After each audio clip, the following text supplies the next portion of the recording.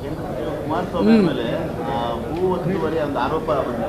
ಒಂದ್ ಕಡೆ ಅವರು ಬಿಡದಿ ತೋಟದಲ್ಲಿ ಒತ್ತುವರಿ ತೆರವು ಕಾರ್ಯ ಕೂಡ ನಡೀತಾ ಇದೆ.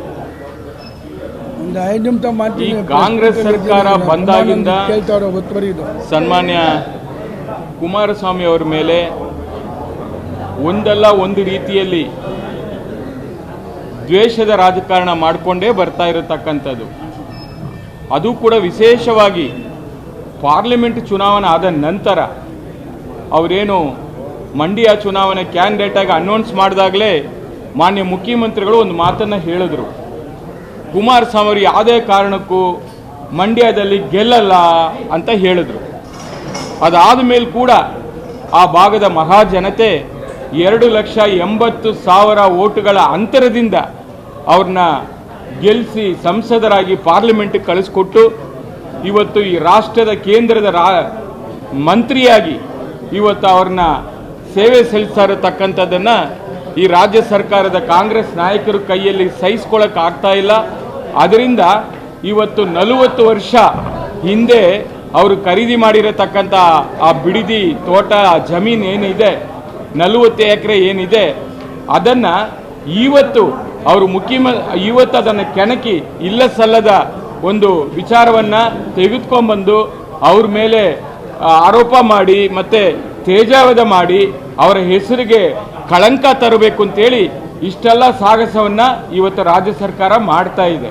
ಬಹುಶಃ ನಿಮಗೂ ಗೊತ್ತಿದೆ, ಸನ್ಮಾನ್ಯ ದೇವೇಗೌಡರು ಅವರ ರಾಜಕೀಯ ಜೀವನದಲ್ಲಿ ಬಹುಶಃ 65 ವರ್ಷಗಳ ರಾಜಕೀಯ ಜೀವನದಲ್ಲಿ ಒಬ್ಬ ಕಳಂಕರಹಿತ ರಾಜಕಾರಣಿ ಯಾರಾದರೂ ಈ ರಾಜ್ಯದಲ್ಲಿ ಇದ್ದರೆ ಅದು ಸನ್ಮಾನ್ಯ ದೇವೇಗೌಡರು.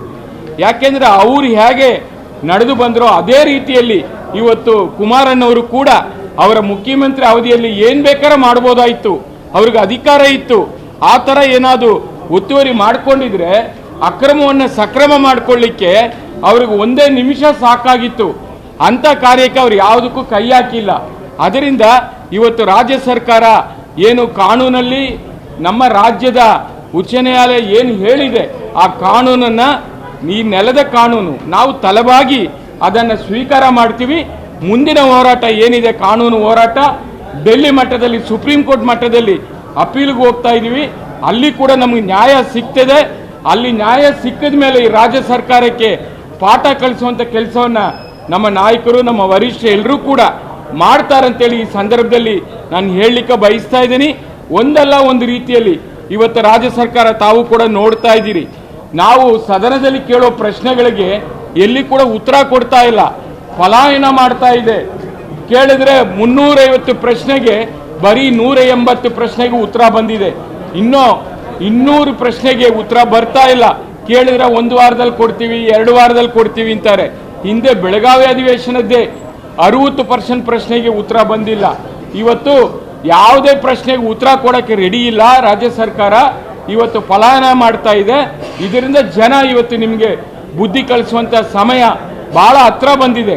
ಎರಡನೇದಾಗಿ ಗ್ಯಾರಂಟಿ ವಿಚಾರದಲ್ಲಿ ಭಾಳಷ್ಟು ಚರ್ಚೆಗಳಾಗ್ತಾ ಇದೆ. ನಾನು ಕೇಳಿರೋ ಪ್ರಶ್ನೆ ಏನು, ಈ ಗ್ಯಾರಂಟಿ ಅನುಷ್ಠಾನವನ್ನು ಯಾವ್ಯಾವ ಏಜೆನ್ಸಿಗಳಿಗೂ ಕೊಟ್ಟಿದ್ದೀರಾ ಅಂತ ಕೇಳಿದ್ದೆ. ಅದಕ್ಕೆ ಉತ್ತರದಲ್ಲಿ 6 ಏಜೆನ್ಸಿ ಇರತಕ್ಕಂಥದ್ದನ್ನು 4 ಅಂತ ತೋರಿಸ್ತಾರೆ. 2 ಏಜೆನ್ಸಿನ ಹೈಡ್ ಮಾಡ್ತಾರೆ, ಅದರ ಹೆಸರನ್ನು ಉಲ್ಲೇಖ ಮಾಡಲ್ಲ. ಮತ್ತೆ ನಾನು ಪ್ರಶ್ನೆ ಮಾಡಿದ್ರೆ ನೀವು ನಿಮ್ಮ ಪ್ರಶ್ನೆನೇ ಅರ್ಥ ಆಗಿಲ್ಲ ಅಂತಾರೆ. ಮತ್ತೆ ಇನ್ನೇನೋ ಕೇಳಿದ್ರೆ ಅದಕ್ಕೆ ಬೇರೆ ಥರ ಜಾತಿ ಬಣ್ಣ ಕಟ್ತಾರೆ. ಎಲ್ಲಿಗೆ ಹೋಗ್ತಾ ಇದೆ ನಮ್ಮ ವ್ಯವಸ್ಥೆ? ನಮಗೆ ಅರ್ಥ ಆಗ್ತಾ ಇಲ್ಲ. ಇವತ್ತು ರಾಜ್ಯ ಸರ್ಕಾರ ಇವತ್ತು ನಾವು ಏನು ಮಂತ್ರಿಗಳನ್ನ ಪ್ರಶ್ನೆ ಕೇಳೋಕ್ಕೆ ಮುಂಚೆ ಈ ಮಂತ್ರಿಗಳು ಯಾವ ಸಮಾಜದವರು ಯಾವ ಕಮ್ಯುನಿಟಿಯವರು ಅಂತ ಕೇಳಿ ನಾನು ಪ್ರಶ್ನೆ ಕೇಳಬೇಕಾ? ಯಾಕೆ ಈ ಥರ ಮಾಡ್ತಾ ಇದ್ದೀರಾ? ಇವತ್ತು ನೀವು ಗ್ಯಾರಂಟಿ ಯೋಜನೆಯನ್ನು 52,000 ಕೋಟಿ ನೀವು ಏನು ಇವತ್ತು ಮೀಸಲಿಟ್ಟಿದ್ದೀರಲ್ಲ ಅದನ್ನು ಯಾವ ರೀತಿಯಲ್ಲಿ ಸದ್ಬಳಕೆ ಮಾಡ್ತಾ ಇದೆ ಅಂತ ಕೇಳೋದೇ ತಪ್ಪ? ನನಗೆ ಅರ್ಥ ಆಗ್ತಾ ಇಲ್ಲ. ಮಾನ್ಯ ಮುಖ್ಯಮಂತ್ರಿಗಳು ಇದ್ರ ಕಡೆ ಕೂಡ ಗಮನ ಹರಿಸಬೇಕು. ರಾಜ್ಯ ಸರ್ಕಾರ ಇವತ್ತು 3 ತಿಂಗಳಾದರೂ ಕೂಡ ಗೃಹಲಕ್ಷ್ಮಿ ಯೋಜನೆಯಲ್ಲಿ ಮಹಿಳೆಯರಿಗೆ ಇನ್ನೂ ದುಡ್ಡನ್ನು ಕೂಡ ಹಾಕಿಲ್ಲ. ಬೇಕಾದ್ರೆ ಒಂದು ಮಾತು ಹೇಳಿ, ಗೃಹಲಕ್ಷ್ಮಿ ಮೇಲೆ 6 ಲಕ್ಷ 6 ತಿಂಗಳ ಲಕ್ಷ್ಮಿ ಅಂತೇಳಿ ಒಂದು ನಾಮಕರಣ ಮಾಡಿಬಿಟ್ಟು 6 ತಿಂಗಳಿಗೆ ಒಂದು ಸತಿ ಹಾಕ್ತೀರಾ, 1 ವರ್ಷಕ್ಕೆ ಒಂದು ಸತಿ ಹಾಕ್ತೀರಾ, ಅಥವಾ ಚುನಾವಣೆ ಬಂದಾಗ ಮಾತ್ರ ಈ ಹಣವನ್ನು ನಾವು ಬಿಡುಗಡೆ ಮಾಡ್ತೀವಿ ಅಂತ ಅದು ಹೇಳ್ಬಿಡಿ. ಮಹಿಳೆಯರು ಬಹಳಷ್ಟು ಜನ ಇವತ್ತು ನೊಂದಿದ್ದಾರೆ, ಮಹಿಳೆಯರು ಶಾಪ ಆಗ್ತಾ ಇದ್ದಾರೆ. ಅವ್ರಿಗೆಲ್ಲರಿಗೂ ಕೂಡ ಏನು ನೀವು ಮಾಡ್ತೀರೋ ಅದನ್ನು ಹೇಳ್ಬಿಡಿ. ಅವರ ಕಮಿಟ್ಮೆಂಟ್ ಇರುತ್ತೆ. ಇವತ್ತು ನನ್ನ ಮಕ್ಕಳಿಗೆ ಇವತ್ತು ಆರೋಗ್ಯಕ್ಕೆ, ಹೆಲ್ತ್ಗೆ, ಎಜುಕೇಷನ್ಗೆ ಇಷ್ಟು ಹಣ ಕೊಡಬೇಕು ಅಂತೇಳಿ ಒಂದು ಪ್ಲಾನ್ ಮಾಡ್ಕೊಂಡಿರ್ತಾರೆ. ಅಂಥವ್ರಿಗೆಲ್ಲ ಕೂಡ ಇವತ್ತು ತೊಂದರೆ ಆಗ್ತಾ ಇದೆ. ಅದರಿಂದ ಇದನ್ನು ಸರಿಯಾದ ರೀತಿಯಲ್ಲಿ ನೀವು ಹೇಳಿಕೆಯನ್ನು ಕೊಡಬೇಕು ಅಂತೇಳಿ ಈ ಸಂದರ್ಭದಲ್ಲಿ ನಾನು ಹೇಳಲಿಕ್ಕೆ ಬಯಸ್ತಾ ಇದ್ದೀನಿ. ಸರ್, ಆಮೇಲೆ ರಾಮನಗರ ವಿಚಾರದಲ್ಲಿ ಕುಮಾರಸ್ವಾಮಿ ಅವರು ಲಾಬಿ ಮಾಡಿ ಹೆಸರು ಬದಲಾವಣೆ ತಡೆ ಮಾಡಿದ್ದಾರೆ ಅಂತ ಆರೋಪ. ನೋಡಿ, ಕೇಂದ್ರ ಸಚಿವರು ನಮ್ಮ ನಾಯಕರಾದಂಥ ಸನ್ಮಾನ್ಯ ಕುಮಾರಣ್ಣವರು ರಾಜಕೀಯವಾಗಿ ಜನ್ಮ ಕೊಟ್ಟಿರತಕ್ಕಂಥ ಯಾವುದಾದ್ರು ಜಿಲ್ಲೆ ಇದ್ದರೆ ಅದು ರಾಮನಗರ ಜಿಲ್ಲೆ.